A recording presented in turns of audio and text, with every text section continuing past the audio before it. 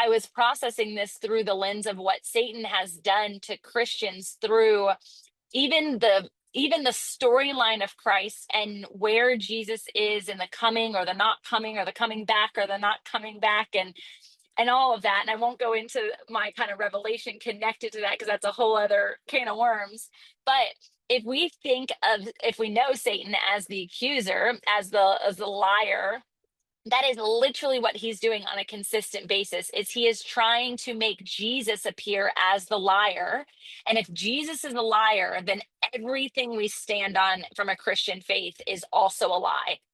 And so if Jesus's promises don't come to fruition in your life, and the enemy is constantly telling you, see, I told you he wouldn't do that. See, I told you you're not good enough. See, I told you you're not this. And this is literally how the enemy will combat our own children. So it all parallels together.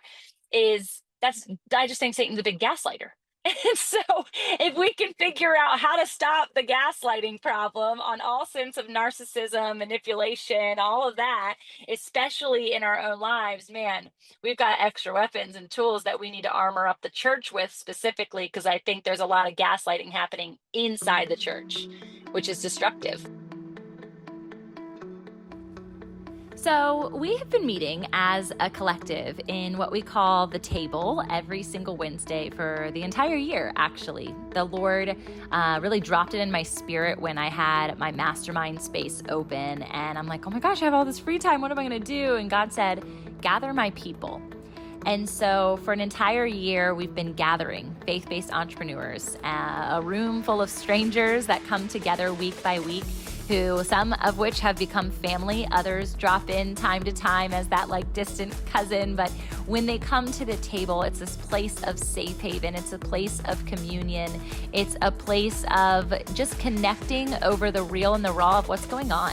What's going on in the climate of the world, what's going on in the climate of our world, of our minds, of our hearts, of our spirits, of our business ecosystems, and everything else that's happening as a becoming leader, right? None of us have figured it out. We're all on the journey. And so everyone has a voice at the table.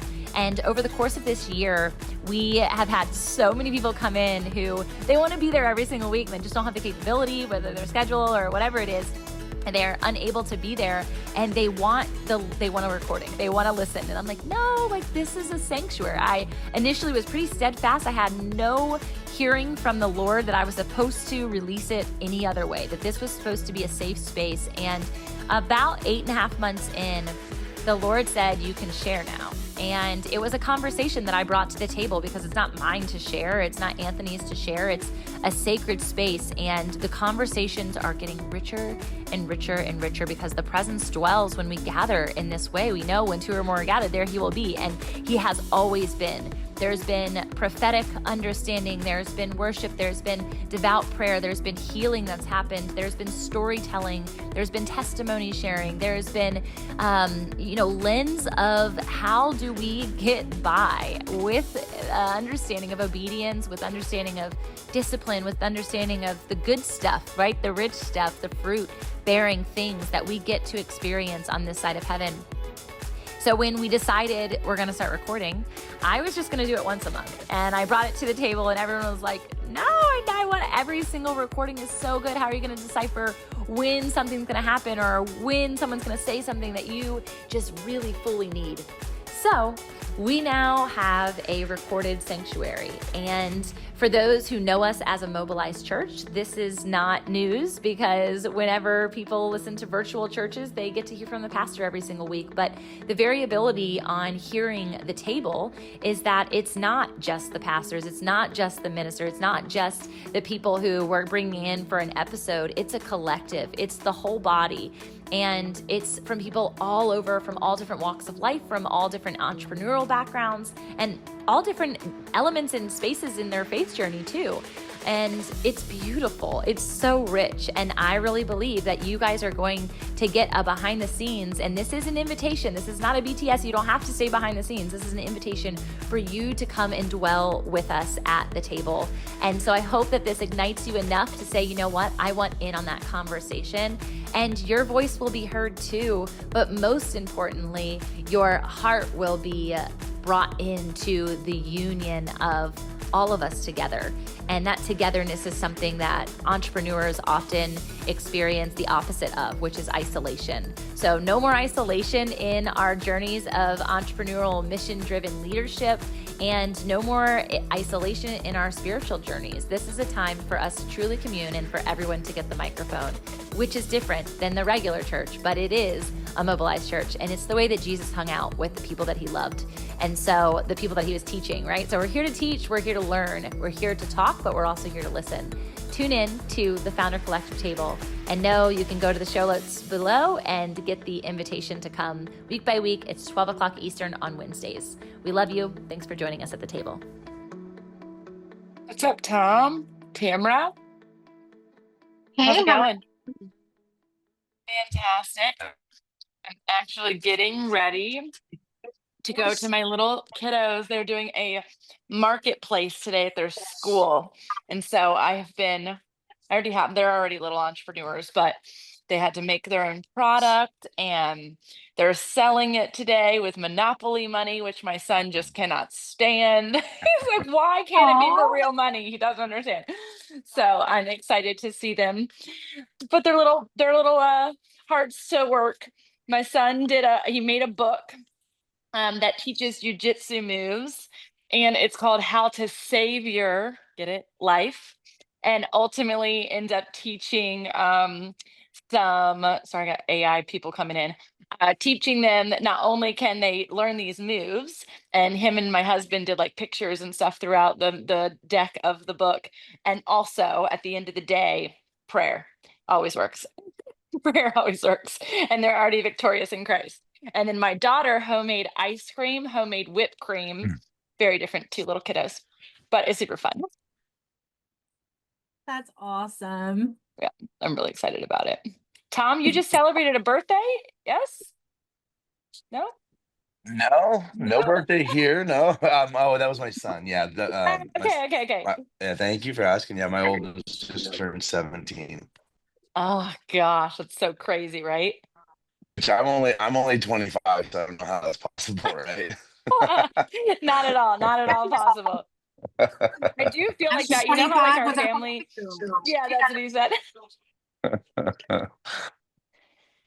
I do feel like the older I get, and then the older they get, the younger there's like an age gap that closes. Like my mom is 60 and I'm 38.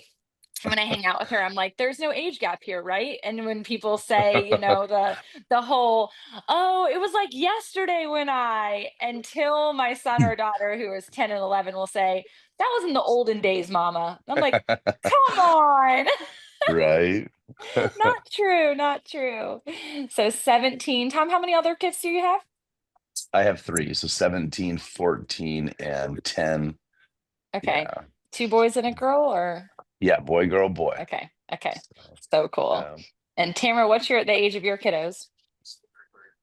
26 and 24 and 23. Well, 24 is married so by 23. So okay, amazing. Man, that's a whole nother season I haven't gotten my head around yet. it is a season. Raising adult children far different than raising littles. And if I could go back to the littles, I don't know if I would, but man, yeah, this is a stage. It's interesting. My mom said we broke her heart a lot when we were that age. Now, yes. I think I pray more now than I did then. It's crazy. But Monica, how about you? Do you have kiddos too? Yeah, I have a 22-year-old son. My daughter's 28, and my grandson is 6. Oh, fun. Grandbabies. Tamara, did you say you had any grandbabies yet? No grandbabies yet, but we are hopeful in the next couple years, because my son just got married in November. So so fairly they've new got still. other priorities right now, but yeah. Have you guys heard of Mark Batterson's book, The Circle Maker? It's a fantastic read. If you haven't read it, I highly recommend it. But he also has The Circle Maker for a bunch of different little topics. And I'm currently reading The Circle Maker for praying circles over your children. And it teaches Mm. you like Mm. specific methodologies of scripture to pray over them regardless of age. And I just, we know, especially when you read scripture, scripture to be able to pray over them, and their different character points and things. But times when someone else is instructing you how to pray for your kids, just like the Stormy, I can't think of her last name, Stormy's how to the power of a praying husband. What is it, Tamra? Did you say the last Martin, name? Stormy and Martin. Oh yeah, that's it. Martin. That's it. Uh-huh. Uh-huh. Power of a praying husband or power of a praying wife. Like, I'm like, I would have never even thought to pray for that. And just thinking about them through the lens of totality of scripture and not just how we see them. Man, it's been challenging and awesome because feel like I have more weapons for them as they get older. And I want to be better at it, even though I pray for them all the time, but more. How have you guys been instilling your entrepreneurial, blood into your kids in a unique ways? Well, I don't know that I instilled it, but God did. But my children, my son and my daughter-in-law, are actually getting ready to launch a business. Awesome. They just acquired funds this week, and I can't go into a lot of detail yet because that's for them to announce, but I am so proud of them. That's They awesome. are really doing this thing, and they've got a dream, and it's a really cool dream, and it's all God led, and God has opened doors this week that no man can shut. So we're just praying Wow. that his grace continues to flow over this business, and the doors continue to open for them. We're super excited for them. So I don't know that I did it, but I know that God planted it in them, so we're excited. Oh, so cool. That's awesome. I can't wait to hear what it is. Anybody else? Is that like something you've done intentionally, or it's rubbed off, or maybe not at all? And they're like, you are crazy. I don't want to have anything to do with that. Give me my 9 to 5. And that's okay too. My daughter is totally like that. My daughter is like, "You're crazy. What are you doing? Like, it's never gonna work." And my son, from a very young age, has been entrepreneurial. From like, gosh, probably all the way back to like elementary school. He started like an online store and was selling stuff online. And Cool. now he's like, okay, he's like, I want to have land and I want to have goats so I can sell products made from goat milk and things like Wow. be able Cool. to completely sustain himself on the land without having to work just from what he can sell from the land. Wow. That's awesome. That's a whole nother level of entrepreneurship, I think.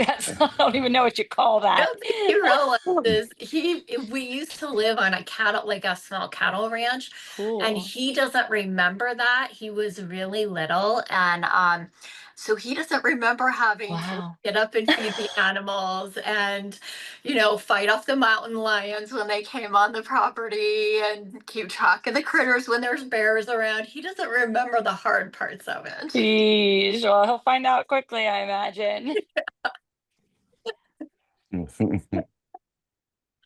How about for you, Tom?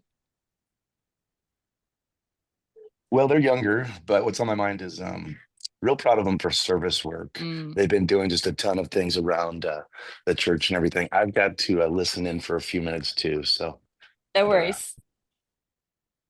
That's so cool. I think the service work element is something that we haven't really done a ton of as parents, and I don't know if that's because we had a home church for many years, and then when we were a part of another church, they were so tiny. They see me and my husband like um, do children's ministry and things like that, and they'll go help with the little kiddos. But I think like communally, I think there would be some really cool initiatives that we could be a part of, that we just haven't really. We'll do like Clean the Bay Day, and we've done feeding the homeless at one point, which they remember very profoundly because it was kind of their first awareness of like, oh my gosh, there actually are people sleeping on the streets here in our city, because it's not very prominent where we are. But I do think that there's a whole character development side of it, not necessarily being entrepreneurial, but it does lead to like the missional element of what we do as entrepreneurs, right? We want time freedom, we want financial freedom because we want to be able to give back and serve, and be present in our communities and things like that. But I'd love to hear if anybody else is instilling things like that or has experienced things like that. Specifically for those who just jumped in, we were talking about um, our kids in whatever capacity they are in, young to older. How has the entrepreneurial seed been planted in their heart? And then now we're also kind of going to service, which I think is really cool. Hey, Jen. Hey, it's so good to see your guys' faces. I know. So what we have a large homeless community in and around where we live. It is very prominent. And so it's something that we see on a daily basis. And what my kiddos have done is they will bake things at the house and sell them to family and friends or bring them to church or whatever. And then they'll take that money and go and we'll make peanut butter and jelly sandwiches, or they'll help us make cookies that say, you know, you're worthy and you have value, and or like just whatever that they can bring together. Or they'll scour the coupons and see, you know, what's cheap that I can buy a lot of that's be healthy and helpful. And you know, we'll go out and we'll just say hey to people and bring them water and just let them know that they're seen. And then we have a lot of like Phoenix Rescue Mission and Salvation Army resources in the area. And so we'll give them like little cards with that information on it if they want it. Otherwise, it's, hey, just to let you know, like, we see you. We love you. If you guys need more help, here's where you can go. And, you know, if we see you around and you need something, if we can help, we will. Let us know. And it's really just acknowledging them and who they are, and that sometimes they don't want to change what they're doing. A lot of times they don't, but that we're still going to love them even if they're making choices that are different from us. That's so good. And I've had an opportunity to be blessed by at least one of your kiddos, and she is just such a doll. So I love that. There's that just that gentle and quiet spirit that the word talks about, right? And it's just indicative of who Christ is in us. Christina, I know you've got a clan full of kiddos. Have you guys, they've seen you and your husband kind of erect this Sweet Dreams Lavender kind of initiative. What is their thought on entrepreneurship or service work? So the hardest thing for us was when they got to be adults and they had their own ideas of what a career was, and we had no idea how to help them. They both are very creative, so they went into creative fields. One wanted to be a director and a producer, and we said, well, you have to have money to do that. And so we were trying to support him in that dream, but also not put limiting beliefs in his mind that he couldn't do it. And so he's actually very successful now. He became a editor because in college he realized that people don't want to edit their own things, and so there's like some money there. So he gets to work from home and support his family, and it's a wonderful thing. But the other one wants to be an actor, and that's also something I don't understand how to help him. But he is just a creative spirit in LA, and there's a lot of homelessness there that he sees on a daily basis. And both boys have had a heart for the industries that they're in, right? And so as an actor, it's all about what you can perform, what you can produce on your own. No one's going to help you, and it's a lot of rejection.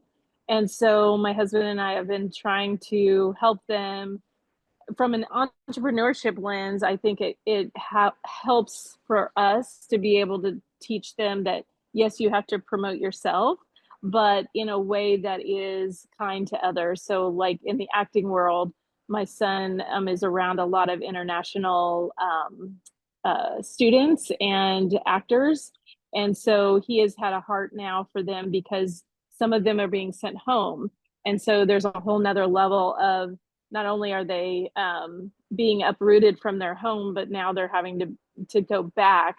and so they're not able to follow their dreams and their career. And so we're trying to pivot him into that, like how does that become his ministry, because he has such a heart for them, to keep them here and to be able to make a living and a job that they love. So I don't know if that answered your question. It was a lot of rambling. No, it's super interesting. And you're right. I think I tagged on to like the self-promotion piece, in, of course, the way that the Lord has given us the opportunity to promote through our callings and our gifts. But also like when you're that age and you don't really know exactly where they're meant to go, but you see God stirring on their heart in a specific way, to be a good steward as someone who is guiding. And this goes to leadership too. So even if you don't have kids and you're listening to this, it's like, man, there are people, we should be always looking at the model of who are we spiritually mothering or fathering in this time, but to have that perspective on, hey, this is really stirring your heart. There might be something here that God is leading you into, because there's a lot of people around those people who don't have a heart for it. And so somebody has to stand up and somebody has to start speaking up. I'd be curious though, because that is such an interesting on time element, Christina, about the deploying people back to, I don't know if deploying is the word that they would use, kicking Right. people out is really what's happening. Yeah. Has anybody else been affected by that, whether in their business or family or anything? I'm so curious. I mean, I know there's a small group here today, but we have with my son in the Brazilian jiu-jitsu community, people who will come over to like on short-term work visas to through from Brazil. And so I'd be curious if they're having any of those issues. I hadn't thought about that in a while, actually. Yeah, I think it's okay when they're in school, but once they get out of school, there's a very Yeah. short time to find a job. And in the acting world, you don't get a job right out of college. It's No. all very ad hoc and Yeah. by A little bit chance. at a And so, time. Yeah. And I think even if they have a job, I think people are still deploying and leaving. yeah, yeah. So interestingly, all of this conversation, I was literally just coming on and telling people what I was doing, which is on my way to my kiddos' entrepreneurial market that they're having at school today, which is so fun. Oh, But I've also been in First and Second Samuel, and we binge watched. My husband and I had an unexpected sleepover for the kiddos that happened with my sister-in-law, and so we had an unexpected night of binge watching the new David.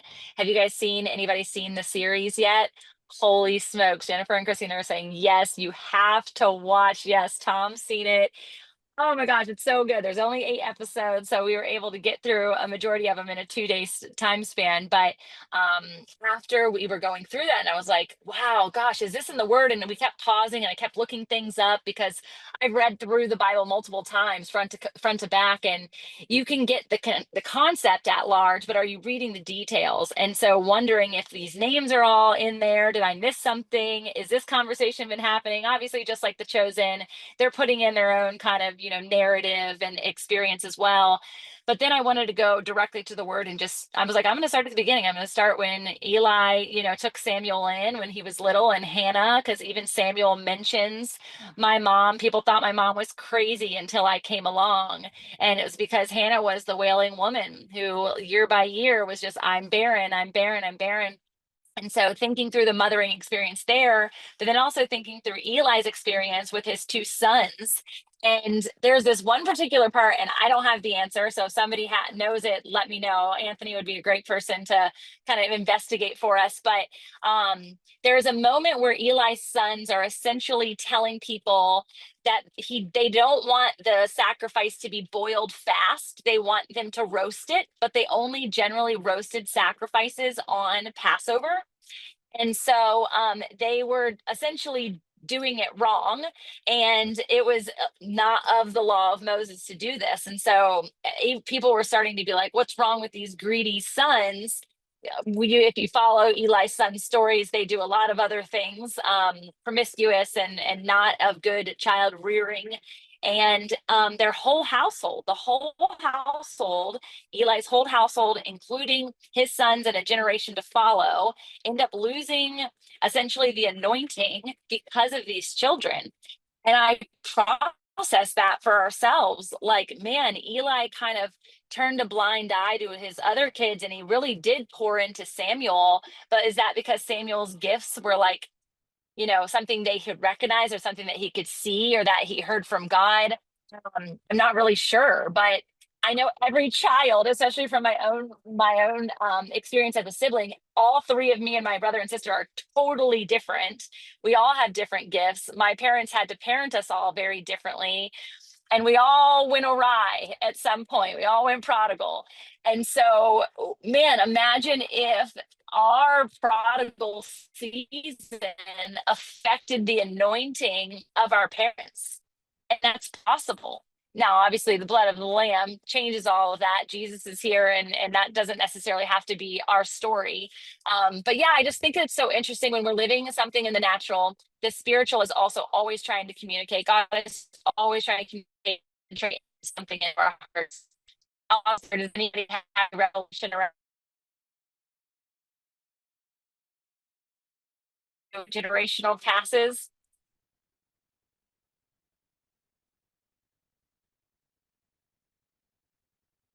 Did you hear my question? No, I was going to say, Oh, I was asking if anybody has any insight into child rearing, generational passage of anointing or not anointing, or something like kind of breaking in your home because of things that have transpired in your family. yeah, I think that, I recently also was studying that same passage of Samuel, and we were discussing the generational sin. And the thing that struck me that I think is real interesting is that what is a burden to my generation, let's say alcoholism or something like that, it becomes if I turn a blind eye to that, then it continues to go through the generations. And God had to say Yeah. no because he had to wipe out that whole line of thought. And that generational sin does pass from, whether we think of it or not, or whether we know it or not, it does come in until we choose to say, no, I'm going to align with the Lord.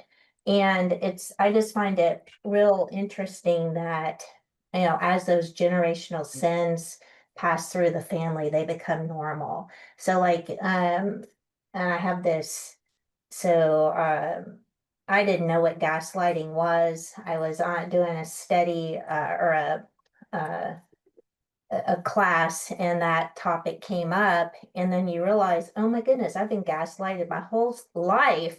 That was like my mother's parenting model, and now I gaslight myself. It's those voices inside. And then I realized that even in my parenting that I brought forward, I had to reverse that path for my kids, and it's just like sarcasm. Sarcasm becomes normal, but sarcasm's very hurtful. And it's just those things that we accept as normal within the family line, and then it just gets passed down, the sins of the father. So that's a pretty big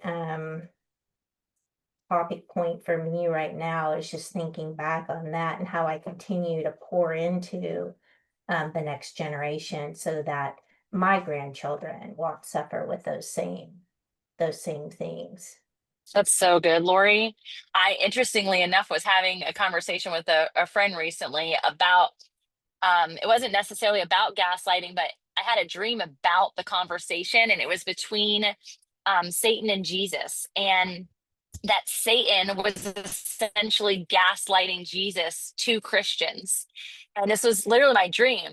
Okay. And I've had a lot of experience with gaslighting as well, and what that actually looks like. And if, for those who don't know the definition, you can look up the precise definition. Maybe somebody has Chat GPT open and they can give us a little feedback point. But ultimately, it's a form of manipulation where the person wants to point fingers at somebody else. And if you think of like literally starting a lighter in your hand, and they have a problem, they have an issue, they have something that is accusatory towards them, and they don't want to take ownership.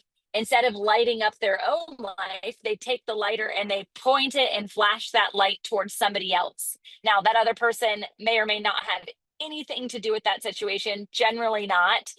But it causes a distraction to everyone else around them. So no longer are people looking at them, they're looking at where the light actually is. And they're literally allowing somebody else's life to go up in flames because they don't want their own situation to be uncovered or discovered.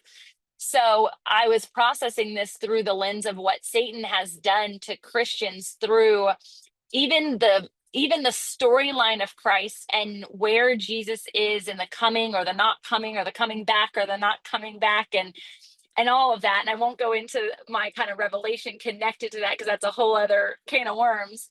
But if we know Satan as the accuser, as the liar, that is literally what he's doing on a consistent basis. Is he is trying to make Jesus appear as the liar.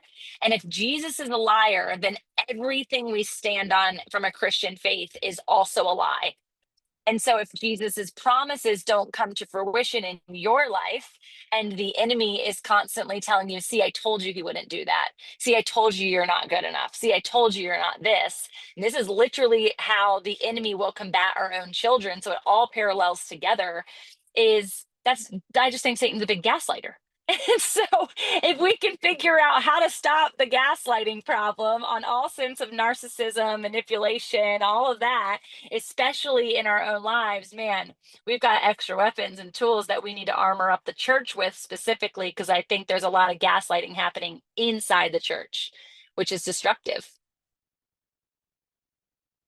Yeah, I totally agree with all of that. And, and then the other thing is, even in the garden, Satan was, did he really say you would die? And so Totally. you're just making that up. You heard that wrong, and so, yeah, it's definitely, yeah, if we could mend that one, I think we would have a Yeah. armor. We'd be back in Eden, y'all. We'd be back in Eden. That would be fantastic. I love it. Generational passes are a massive conversation. And I love, Lori, that you brought up something that to most people would seem simplistic, like sarcasm, but how deep rooted that can actually affect and trigger and propel any human into another negative response, right? Whether that negative response is self-preservation, whether they hide, whether I'm going to air quote this because I think all of us are extroverted or introverted, but they're a diagnosed introvert, melancholy, and they don't like to be in public or be seen. And those things will literally progress and progress. I know people who have fear, literally planted fear from things like flying airplanes, driving cars, going on roller coasters because their parents were petrified of it. And my mom did the very opposite with one particular area, which is actually public speaking. She was petrified of public speaking. And so she thrust me and my kiddos, my sisters, not my kiddos, my kiddos weren't born, thrust us onto what is like called the hearth of a fireplace, where you stand up on that little pedestal. And she would make us public speak since we were very, very young. And so I've had a microphone in my hand since age 4. And I remember people coming over for dinner for gatherings, and my parents would be like, okay, the kids are going to perform. And we were like, what? No. And sure enough, we would have to perform. And you would think that that would be like a negative thing, but it's been such a blessing to my life. And so when my mom was at TEDx last week, it was so cool to just see her her tear-stained cheeks of just like being so proud, not only of the message, because it's something she lived out herself, but also like watching that generational pass. So it goes both ways, but I love the element of understanding that sarcasm, and specifically what I would love to bring up, unless somebody else has another one that they too want to add into the conversation, is our money stories are so linked to our familial money stories. And I don't know if people have done the work of like tracing back your money story and understanding why you have a problem asking for money, why you have a problem making a certain threshold of money, why you feel uncomfortable if a dollar sign is a certain amount and you're like, oh, no, that's just, I can't do that. I can't afford that. Or you can't set your own pricing as an entrepreneur beyond a certain number because that's just too expensive. And yet everybody else, when you do your comps in the industry, is like 10 times as high as you. So I'd love to just like open that can of worms as well, because I think it's so correlated to everything we've talked about. And how are we instilling the money stories of our children now, no matter what age they are? Well, I'll share a story. So my grandparents moved here from France after World War II, and they were able to bring, they could each bring a trunk of things from France, and that's all they were allowed to bring onto the boat. And my grandmother actually worked in the finance industry in France before they came here. But after they got here, my grandfather was very distrustful of any kind of finance. He didn't trust banks. He never, like, he didn't get a credit card until he was like in his 70s, and it was because they had to have it to set up they lived way out in the boondocks, and he had to get satellite TV, and so he had to get a credit card in his 70s to be able to watch the news. And my grandmother, when I was 8, she got hurt at work, and she wasn't ever able to go back to work. She got permanent disability. And my grandfather opened an account, and he would deposit those checks in there, and they never spent it, because he was like, no, they're going to come back after us for that money and make us pay, they'll make us pay all that back. And he like hid money all over his house, and he buried money on his property. And so I grew up hearing that. I grew up with my grandparents. They were, they lived in the same town as me until I was 8, and then they moved an hour away. And the same with my other grandparents. It was very much like my grandmother was never going to spend money on anything, and my grandfather was like, I worked hard and I want to buy nice things. And so he would spend money on things, and then I would see them fight about it. And my parents, it was never like, my mom didn't handle the finances at all. She just never, it was always, and there was always fighting about the finances, because she would go write checks and constantly was spending money and buying things. And so I saw a lot of different things growing up around money, like my entire life. And I still now, like, now that I've started doing work on it, I can look back and I can say, well, my mom's spending habits were linked to her mental health issues, and that she never chose to address that. So we can watch her spending habits. Me and my sister can watch her spending habits and know where her mental health is based on those spending habits. So I've really like had to go back and look at like, okay, how do I spend money, and what did I teach my kids about that? And since I joined the mastermind a year ago, I was like, that was really like one of the first times that I had spent money on myself. And, really like the last 2 years is the first time I've ever really spent money on myself. It's always been, no, we have to save it. We have to be careful. My husband became disabled over 20 years ago, so we've only lived on one income. And I had to really be like, okay, we made it through all of those hard times where he couldn't work and it was just me working, and we've never been homeless, and it's always been there. And I have to trust that the money is going to be there, and that I can do these things to take care of myself and live the purpose that God put in front of me. And I don't have to worry that the money's not going to be there. That's so good. I think that element of worry tied into money in general, that's where that poverty mentality comes into play. And I wonder, where is the link for people who walk through that, myself included? Where is their spiritual bondage connected to the financial bondage point? Because ultimately that's what it is. And so I would say worry is probably part of that. Trust is probably a huge part of that. Faith is probably a part of that. Stewardship is probably a part of that. Lack of knowledge, because lack of knowledge, without it, we'll all perish, right? And so it's like for your mom, she never handled money, so she could spend whatever she wanted, whether she had a mental health thing or not.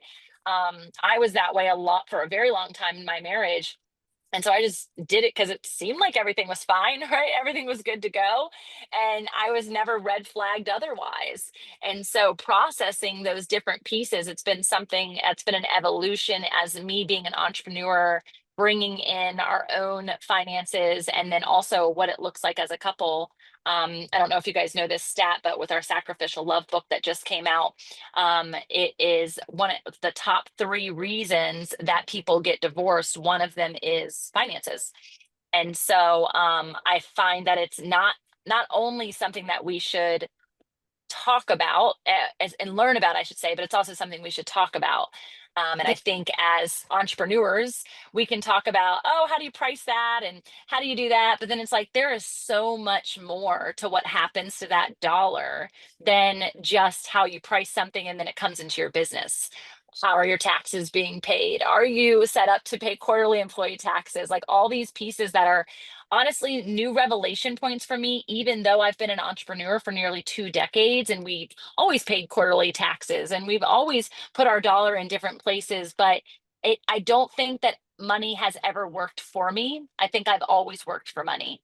And in this next era of my life, I am not going to do that anymore. Money's going to work for me. It's a resource.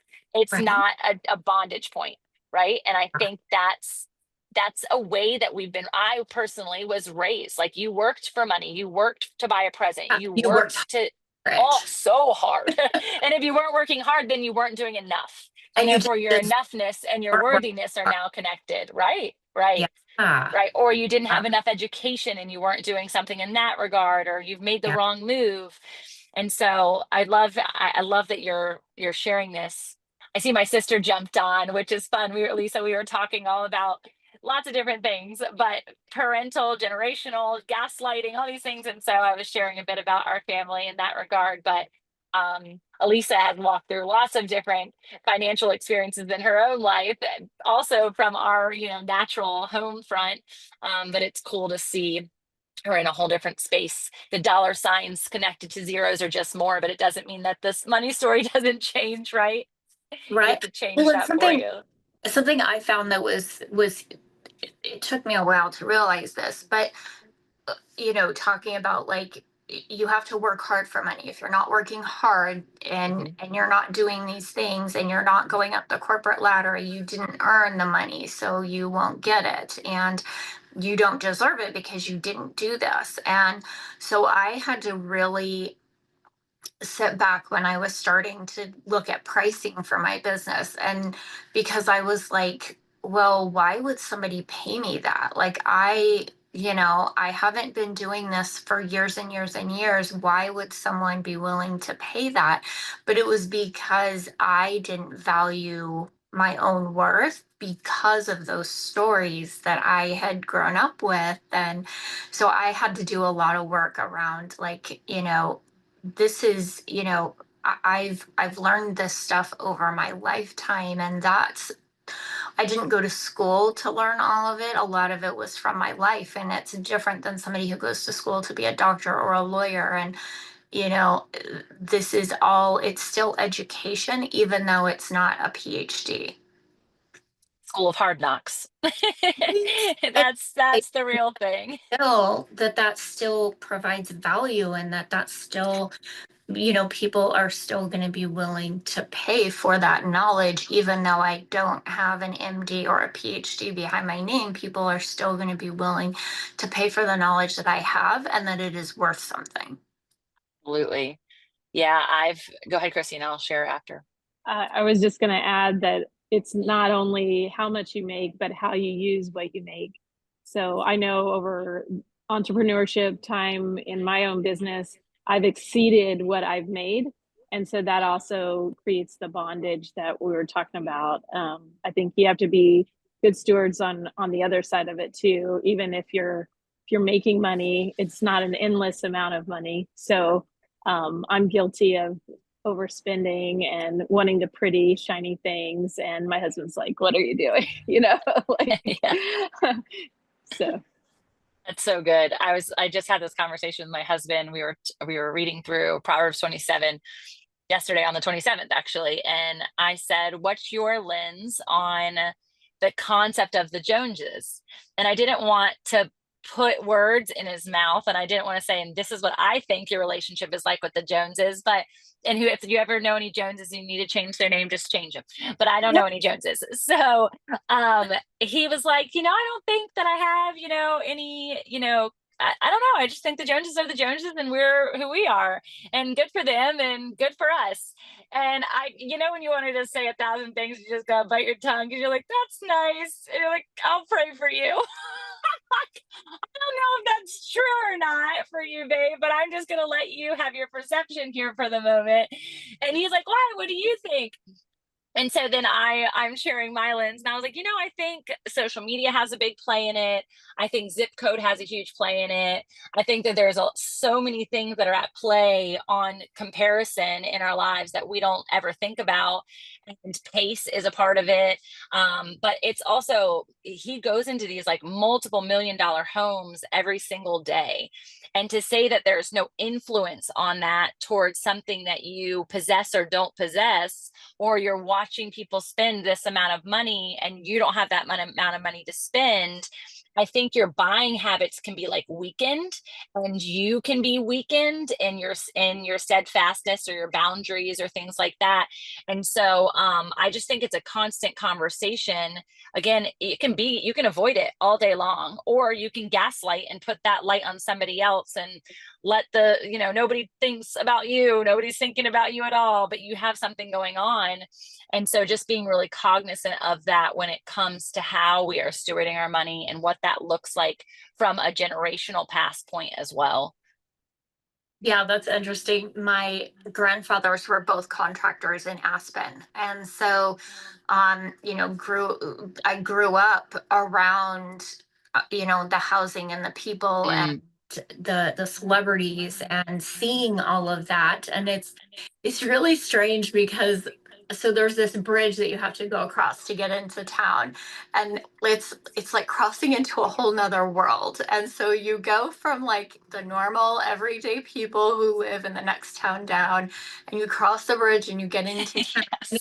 Everything is very different. And so growing up with that and seeing like, having that influence of people that could just come in and spend money and had all of this money, um and the influence of that, I've like, it's interesting now when I look back at that, and and I see people in my family that were very influenced by that and very much like, oh, I have to outdo the Joneses. And I'm like, the Joneses over here are worth $20 billion. You're not going to outdo them. And then I would see, I would see trouble where they would try to do that, and they would just like write checks until they had no checks left in their checkbook, and they bounced all kinds of checks and things like that. And so yeah, really, but it took a long time for me to really learn. I never learned how to handle money growing up. My dad was in charge of the finances and never shared that, never, you don't talk about that. And so now it's taken a long time for me to, we made a ton of financial mistakes, and now having to recover from those and learn and be like, okay, how do we steward this money in a responsible way, and how do we teach our adult kids now how to do that and continue doing that. So it's a weird dynamic. It really is. I saw Tom come off camera. I wasn't sure if he wanted to share on it. I got a couple thoughts about finances and what not to do. Let's hear. That's good. We need those too. So I'll keep it brief, but 47 years old and 30 years of construction.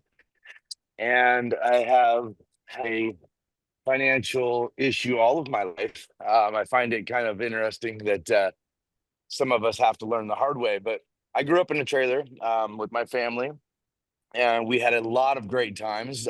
Powdered milk, didn't enjoy it, but I grew up drinking powdered milk and secondhand clothes and everything else. And so I look back at that, and we had a joyful upbringing. We had a great setup, but it was a very tiny trailer. My bedroom was like 2 feet by 6 feet. That was the extent of my bedroom. And so, anyhow, through all that, and then 30 years of construction and chasing a lot of earthly things, I'm amazed at how much finances are tied to spirituality and my walk with God. And so there was a time about 9 years ago that, because of a few apartment buildings and restaurants, I could have and probably should have retired. But I kept plowing forward, working 80 hours a week because I needed more, I needed more, and I needed more. And that ended up tying in a lot with my alcohol and substance abuse, and of course, pride and everything else that came from cars and boats and things like that, to where now a lot of that nest egg is completely gone. And I am almost starting over, so to speak.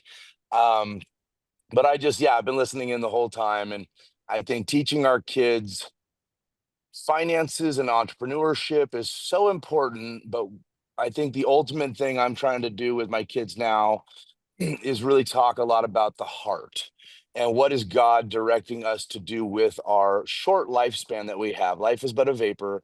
And some people, you know what? They are designed, God has a plan for them, and it is 50 grand a year. And other people, it is 500 grand a year. And praise God for them, because we need employers, we need people to finance our churches and our schools and all of that. But there's also a threshold, especially with men, of when does pride kick in?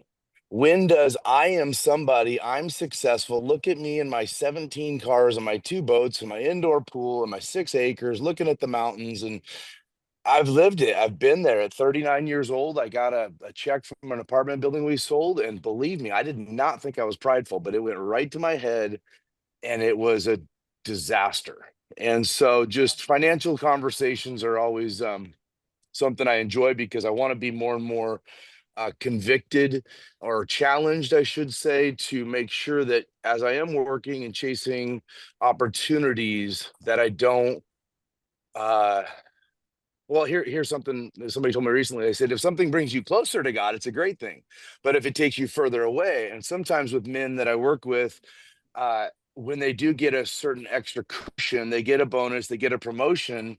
Now their daily disciplines and church attendance and their devotions with God, their devotions with their family starts to go a little bit like, I'm good. God, prosperity, God's so good. And I look at that, and then I look at the life of the disciples, and I'm like, where does it say that the disciples all of a sudden had a mansion and had 10 cars? I don't think anywhere. Yeah. I think they literally Yeah. gave up everything. They followed Jesus, then they were martyred for the call, for the sake Yeah. of. So it's just a lot of spirituality tied in with finances, and nothing wrong with money, but the love of money, and even the love of recognition, like I'm an employee, I'm an entrepreneur, I'm a business owner. That can, a lot of times, I'm speaking, of course, as a man, can't speak for ladies, but I think for all of us, finances and success are so tied into how our walk with God is. So I'm working Yeah. on it. I'm It's so learning, and good. I hope to keep learning and challenging myself more. That sometimes in life, less stuff. And a guy told me once, I'll finish with this, is he said, Tom, a lot of things in life are nice. Cars and stuff, there's nothing wrong with them. A lot of things are nice. A lot of things are not necessary. And so what's Mm. necessary? Air, food, shelter, God. So Clothing, or you might get arrested. yeah, that too, that too. But keep going. I am listening in here and taking the It's so kids good though. to see my mom here, but love these Thank discussions. you. Yeah, I so Thank you. appreciate your candidness. And I think that every one of us were shaking your heads at one point of the mistakes and the choices. And I 100% concur with the financial and spiritual connectivity. And that doesn't mean that someone with a lot of money is spiritually mature or spiritually well, just so you guys are very clear on that. Because sometimes that is Satan's lure, as it was, as Tom exampled, it was a lure for him to get out of alignment and to please his flesh rather than pleasing God.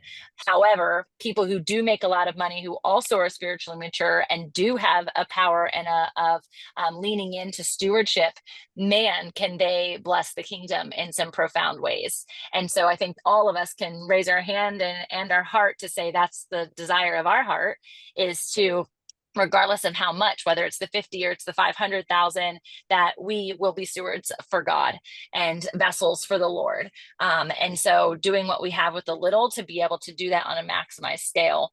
Elise, I don't know if Tom ended up jumping in on what you were going to share, but you raised your hand at one point. Oh, well, now it's like it's so beautiful the way you weave everybody's little tidbits and what they're talking about into a nice, beautiful, seamless like little summary. So it's so good. Yeah, and I loved what Tom shared. I followed along with that well, and then the other gal, I did not get her name, but it's all such great information. When I think about business, is something about I heard, I think Tom say, I just heard like the blip, chase the money. It may have been I'm going to take it out of context a little bit from what he was talking about, but I think that we're constantly, those of us who are like aware of ourselves and where we are in our journey and such, that you challenge yourself to take a look at your intentions, where you are in life, what you are doing, why you're doing it, right? And we may not always be present and aware every single day, but a bigger picture, right? So the word and the phrase "chase the money" is something that has constantly come up in our conversations with employees and with people in our company and in our industry. Because it's really easy. I think a lot of people want to make a lot of money, right? They want to do well. They want to do well for many reasons, right? All for your family, for yourself, for generations, and whatever it may be. But a lot of people actually, when you get down to actually talking about the root of why they're doing what they're doing, sometimes they are just doing it simply to make a lot of money, and that's like the goal, right? But we try to actually, my husband's so good at doing this, at really picking apart like this idea that you may have, and challenging our employees and people that we know close to us. If they start to kind of, it sounds like you're chasing the money, and we actually will call it out and be like, okay, what is your intention? Are you chasing money? Right. And it may be with an actual like customer or a deal or whatever it is with your goals for the year, right? Like we're a sales company, but we also do a lot of other stuff. And so if you're just looking to chase the money in the sense of I'm chasing whatever is bright and shiny out there, the customer who has the most amount of money to spend, and I'm just doing it just because I want to make a lot of money, or I just want to get ahead, or whatever it may be. Like we challenge people to get to the heart of, don't look at it that way. The money will come. So so instead of chase the money will come if you are doing the right things, right? So if you keep putting in the work, you keep putting in the effort, you keep showing up every day, those are all the things that will eventually get you to that money. And that's kind of like the philosophy of our company, and you just keep pushing and the money will come, the right things will come around. But I don't know. I don't even feel like I'm not even on. You are. We're Oh, here. yeah, You're yeah. good. Okay. It's so weird. Like, yes, Yeah. yes. Okay. It's really Cool. good. Christina, did you want to affirm or share Yeah. something? So I'm hearing a theme with everyone that's shared is, there's almost a reset of your heart when it comes to the posture with money. I know for me, not having money actually made me want it, right? Like growing up without it, like Tom said, makes you want to have that life that everyone else is portraying or that you didn't have. And that's, that's a heart issue, right? And then you pass that down to your kids, and then they just want to take from the hard work that you've put in because you were so driven to have this life that you wanted them to have that you didn't have. And so I guess I just wanted to kind of sum up everybody's what I heard from everybody, and that's just, resetting our heart back to God and what he wants to do with our money, because it's his. And I know we've talked about this on the call before, right? Like, are we doing the things that he's called us to do? Are we tithing? Are we giving back to him? Are we serving others? And when we do that, then when we do get money, then it becomes something that we have to steward well. And it's not easy. Trust me, like, we came back from Virginia Beach and we went right to the spreadsheet again. We're like, all right, this is not easy as a family, not easy as a couple, but what are we going to do next? Like, how are we going to position our family so that we can take care of some of these things that we want to do?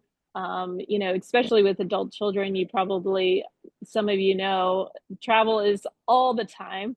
And so how do we position those things that are important to us and set those goals again? Because I think it's a constant check-in with your spouse on what are the things that we're doing and what's most important.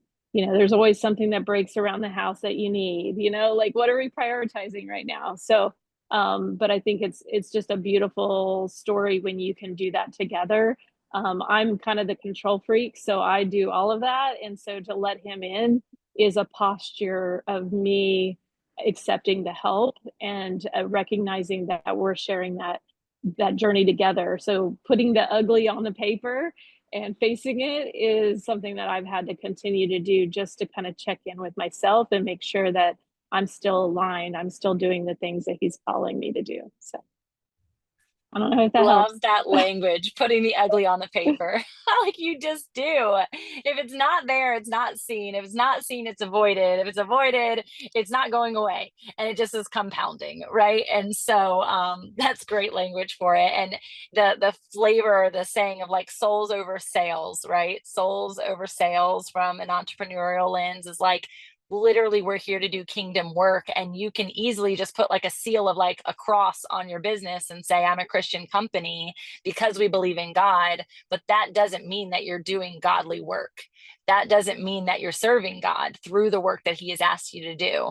And I also don't believe that, because we obviously, for founder lens, it's like marketplace ministry could be faith founded. It doesn't have to be faith forward. You don't have to be preaching the gospel, but your life should be preaching a gospel every single day. And there should say, why are they different? And then you can get into the intimacy of like, let me tell you why I'm different. And I think our money is no different. And when I talk about having our money work for us, is really through the conversation, like you were saying, Christina, not only of savings, like what is the savings account that has the highest interest rate on it or accrual rate on it, so that I have that being maximized, but also conversations like real estate, investing in that regard. I want my money to work for me, not the other way around. And that's how it should be working. And also the knowledge point that we shouldn't be gambling in the way in which we're using money. I don't know if many of you guys probably know Candace Still. She's like super avid against the stocks in the stock market. And everyone has their different opinion on that. But at the end of the day, there's an element of gambling to it that you cannot deny. And so it's like, man, is that the thing that I want to invest my money in? Even though there might be this great reward, there might be this great crash, right? And so what does that look like as something that's steady, right? And so processing through, what's the steady growth look like? And that's something that even for our kiddos, like processing with them now.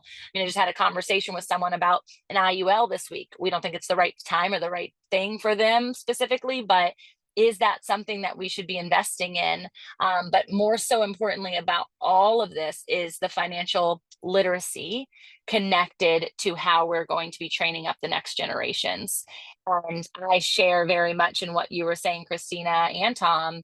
My parents were very not well-to-do and they were young. And so it was very easy for them to jump into, I want to give my kids a better life. And a part of that ended up being credit, right? And living off of credit. And that not being supportive either, because there's no literacy to the credit if you're getting credit wrong. Credit isn't bad if it's working for you, right? We get to fly around the world because of credit. However, that doesn't mean that you just get to abuse it in the process. Go ahead, Lise. Oh, well, it's so crazy. So like, and you may have known that. So I'm Tamra's sister, right? So you may have known that they were living off of credit. I don't think I ever knew.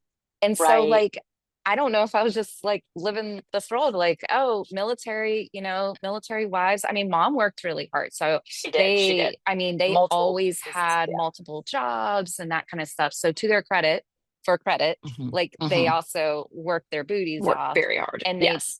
for the most part, paid off that credit until like later years, I think it caught up to them. Right. But so, yeah, like as an adult becoming an adult, and then I started my own cycle of that. And also in the living in the world and not having faith guiding anything. Yeah, scrambling. But what's interesting is as a parent of adult children, I'm still trying to figure out how to help them understand that, because now I used to be a single mom, not any money and all the things, and now I'm in a different place in life where they are getting a lot of things paid for, but it's just a struggle. It's a struggle all around, like no matter where you are. But I've had some incredible people. I will tell you, like the backbone. I will honor them in saying like the kind of people that they are, as far as their finances and stuff, or like think of like I don't backbone of America, manufacturers, stay-at-home wife who is a homeschooler, machinists, like people who work with their hands. Like I think that they are one of the most valuable and richest people in America, because they actually understand finances so much more. When you don't have a lot, you understand finances and you know how to make it work. And so coming from the city, so again, the zip codes, like you're talking about, Tamra, coming from the city and coming out to rural Virginia, I have learned a completely different side of life as far as finances are concerned. Now, on the other flip side, not to say that rural Virginia is poorer than Virginia Beach, because in actuality, a lot of the people out here, they own everything. Right. They're not on credit. Like it's, and so, keeping up with the Joneses is like keeping up with the farmers. Like the farmers, they got loads of cash. Like they're the richest people in the world, So all that to say, like, yeah, I think for me personally, I have been like on this wild journey of unlearning and learning, and just like my viewpoint on all sorts of different topics have been all over the place, because I've experienced so many different aspects of life, and then so many different people, conversing with different people and understanding, and then also along with my spiritual journey. So I don't know where my point of that was, but I was jumping in on like what you were talking about, mom and dad, and how, that aspect of finances. Well, and I think if you were to analyze a farmer, Elisa, their money is working for them. Their land produces money. Their animals produce money. Like everything is an output, even though it's a really heavy input. It produces for itself, meaning even if it's not something that they're not selling the eggs, but they're eating the eggs. It's still producing for them what would cost them money. And so they had to invest first for there to be an output.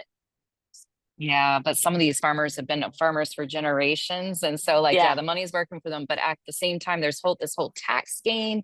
There's whole like credit game. There's all this stuff that like So good. most people do not understand. It's like I I got to take a agree. course in farming. It's Yeah, wild I the agree. how the money works in that world. So one of the things we're really passionate about when we're in the curriculum build out of the Founder Academy, which is the other arm of Founder Collective that will come out and it'll start trickling out next year, and then it'll officially launch in 2027, is conversations like this, not only like tracing your money story from a simplicity perspective, and understanding what that even means, but also the valuation, but more so importantly is like the investing, the tax strategies. And so that is something that I just don't hear people talking about. I'm sure there's podcasts all about it. If you want to listen to that, I don't want them to be like, wah, wah, wah. Like it to me used to sound like a Charlie Brown teacher until I started to listen to Dave Ramsey, because I had a reason to listen to Dave Ramsey. And then I was like, this is gold. I need to listen to him every day. Right. And so there's a Dave Ramsey for Kids course that my kiddos are going to start taking. So just knowing that there's resources out there, but it's kind of like the red car that you just bought and you didn't know every other person had a red car until you bought it and now you see it. It's like you don't know. And when Tom went through that issue and he's like, oh my gosh, I'm in a drought right here, I just blew everything. The amount of people who have that testimony is every other person. But the problem is nobody talks about it. And so how do we now have conversations about it, one as preventative but also as prescriptive for other people, so that that doesn't happen again? And we're excited to bring things like that to the market for people to have kingdom strategy and perspective, and it to be legal, because that's also very important to me. So you guys, I'm going to jump into the market for my kiddos. I'm so excited. They've got a welcoming committee outside. Go see what they all put together. But let me pray for us before we go. And I hope that this blessed you, even to know that you're not alone wherever you are in your financial journey. But more so importantly, to remember first, just like we talked about with Eli and Samuel and his sons, it's a spiritual conversation, less a financial conversation. So seek and you will find, knock and the door will be answered to you. God has every kingdom strategy you need when it comes to your finances. I am learning this in the real time, every single minute of every single day right now. So I'm walking it out with you, and I'm excited to be able to testify alongside each and every one of you. God, we thank you so much that you are in the midst, God, that we come to conversations like this with no agenda and no intention, and yet you are here to just prompt our hearts into conversation with our brothers and sisters, to be able to be seen by each other, to be able to pour into one another, to learn from one another, God, that you put us into community, you put us at the table, your table, God, in order for us to be able to sharpen one another and to ultimately point back to you. Yes, our testimonies are profound, and ultimately to know that it's you, it's as the through line, that gold lining, God. You are the rich one. You are the one in which we pursue. And it's not for money's sake, God, but instead for provision. As our protector and our provider, God, you give us all the things that Tom mentioned. You give us the air that we breathe. You give us the food that we eat, God. And you literally provide all of our needs. And so for us to not look beyond those, not to look to the Joneses, but bless the Joneses, God. I pray that they continue to use their money wisely and not just to hoard. And anyone in that regard, God, that we would be those examples. We would be servant leaders, and we would start first in the understanding that there are scriptures that literally say we are slaves of Christ. And so when I think about that, and I think about what it looks like to make a wage as a slave, God, it's ultimately your love, what we're pursuing.